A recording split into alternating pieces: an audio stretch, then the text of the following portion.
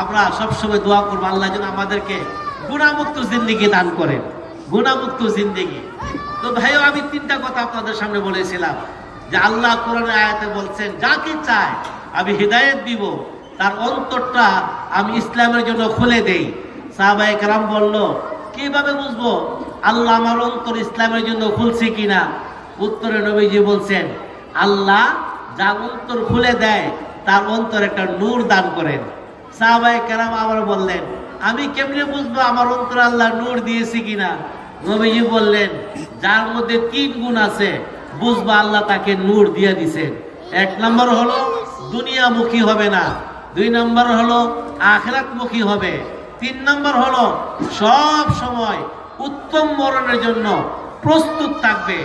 এই 3 গুণ যার মধ্যে আছে বুঝে নিবা আল্লাহ তাকে হিদায়াতের নূর দিয়ে দিছে। যদি আমরা মনে করি আমাদের মধ্যে নাই নূর, এখন থেকে যদি আমরা পাকাপোক্ত এই 3 কাজের জন্য নিয়ত করি আল্লাহ এখন থেকে আমাকে আমার অন্তরে হেদায়েতের নূর দিয়ে দিবেন। আল্লাহ আমাদের সকলকে হেদায়েতের উপর চলার তৌফিক দান করেন। ওয়া আখিরু দাওয়ানা আনিল হামদুলিল্লাহি রাব্বিল আলামিন। আসসালামু আলাইকুম ওয়া রাহমাতুল্লাহি ওয়া বারাকাতুহু।